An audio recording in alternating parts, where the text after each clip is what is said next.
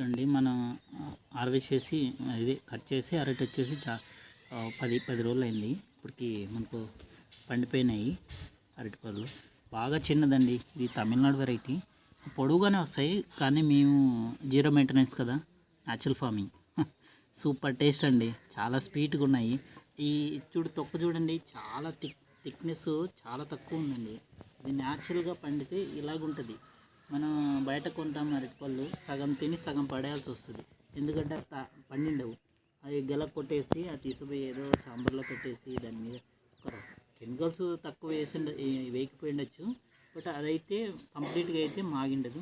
ఇది చూడండి ఎంత బాగా మాగిందో. నేను ఇప్పుడు ఈ అరటిపండు తినగలుగుతానన్న బాగా సంతోషంగా. ఎందుకంటే నా లైఫ్లో ఫస్ట్ టైం నేను పండించిన పంట తినాలి అనే అరటి నేను తినగలుగుతున్నాను ఇప్పుడు. నేను కూడా ఇంకా ఉన్నాయి చూడండి అటు చెట్లన్నీ. ఇదన్నీ ఒకే వెరైటీ. నెక్స్ట్ ఇంకా చాలా వెరైటీస్ వేయాలనుకున్నాము. ఇందులో మన ఆంధ్రాలో వచ్చేసి పేరు వచ్చేసి తమిళనాడులో పువ్వు అని అంటారు. తెలుగులో వచ్చేసి మనం ఈ కర్పూర చక్కెరకేళి అంటారే ఆ వెరైటీ ఇది. సేమ్ అక్కడ పేరు డిఫరెన్స్ ఉంటుంది కానీ ఆ టేస్ట్ మాత్రం సూపర్గా ఉందండి. అరటిపండు అంటే ఇదే అనిపించింది నాకైతే ఈ ప్రస్తుతానికి. ఎందుకంటే నేను తింటున్నాను కాబట్టి ఇది అనిపించింది. వేరే తిండి వేరేలాగా ఉంటుంది, బట్ ఈ టేస్ట్ మాత్రం న్యాచురల్గా పండింది, సూపర్గా ఉంటుంది. అది ఇందులో వచ్చేసి మనం ఆ టేస్ట్లో డిఫరెన్స్ ఉంటుంది. మనం బయట తెచ్చే అరటిపళ్ళలో మనము ఇందులో ఎన్ని చూడండి ఫుల్గా ఈ విధంగా ఉండదు. పైన కింద ఎలా గ్రీనిష్ ఉంటుంది, మధ్యలో అంతా ఫుల్ ఎల్లో వచ్చేసి ఉంటుంది. ఇలా లైట్గా నల్లగా ఇలాంటి మచ్చలు రావండి మనకు ఇది టేస్ట్ మాత్రం చాలా స్వీట్గా ఉంది. నేను నిజంగానే చాలాసార్లు బయట కొనుక్కొని తిన్నాను. అంటే మేము కూడా ఆ G9 వెరైటీ వేసాము, బట్ నేనైతే కొన్ని మాత్రం తినగలిగినాను, మిగతా ఏం చేయలేకపోయినాము.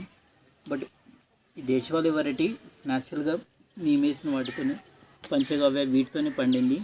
చాలా బాగుంది టేస్ట్ మాత్రం. ఎందుకంటే మన పొలంలో మనకు నచ్చింది మనం పండించుకోవాలి, మనం తినడానికి మనం పండించుకోవాలనే ఉద్దేశంతో ఈ విధంగా చేసాము. ఇది మాత్రం చాలా బాగుందండి. ఒక్క అరటి పండు కాదు కదా, ఇంత కూడా పడేయాలనిపించట్లేదు. ఎందుకంటే మనకు బాగాలేకపోతేనే పడేస్తాం. మనం పండించుకుంది బాగా ఉంటే సంతోషంగా తినగలుగుతాం. మీరు కూడా ట్రై చేయండి మీ పొలంలో. ఎవరిని అందుబాటులో ఉంటే ఇలా తీసుకొచ్చుకొని మీరు తినండి. బయట కొనే బదులు రైతు దగ్గర కొనుక్కోండి. రైతు ప్రాఫిటబుల్, అంటే లాభం వచ్చిందని ఆయన కూడా అంత ఇంత సంతోషపడతాడు.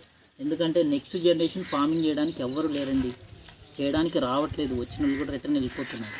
ఎందుకంటే నేను కూడా అదే సిచ్యువేషన్లో ఉండేవాడిని లాస్ట్ 2 years బ్యాక్.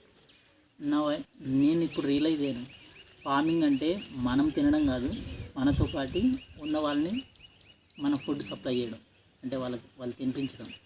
ఆ ఉద్దేశం మాది. మేము అదే ఉద్దేశంతో ముందుకు పోతున్నాం. మీరు కూడా ఎవరన్నా వీడియో చూస్తే ట్రై చేయండి.